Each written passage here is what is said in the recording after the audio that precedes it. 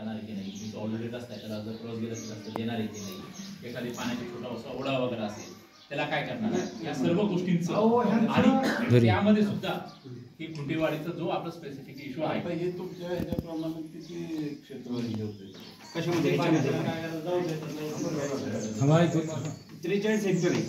Total इथं ह्या रोडला जाणारा खुंटेवाडी गाव, खुंटेवाडी गावाचं 4.5 किलोमीटरची लेंथ आहे साधारण. अहो 1 एकर 20 लाख किंमत झाली आणि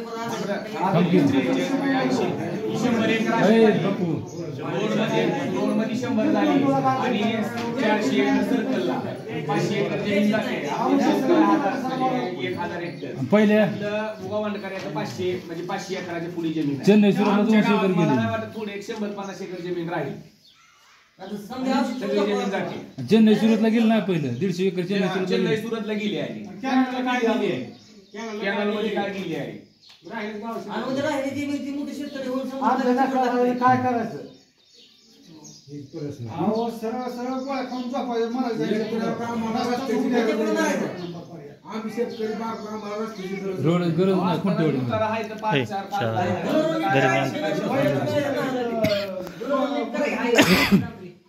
दोन 3 एकर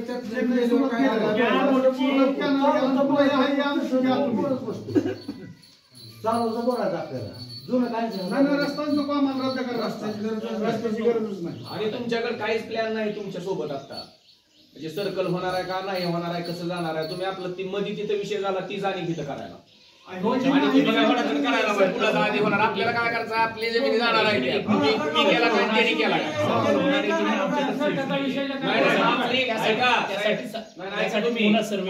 विषय सर्कलवरच बैठक होती आजची आपली सर्वे आहे त्याच्यासाठी ते मुनासवाले आले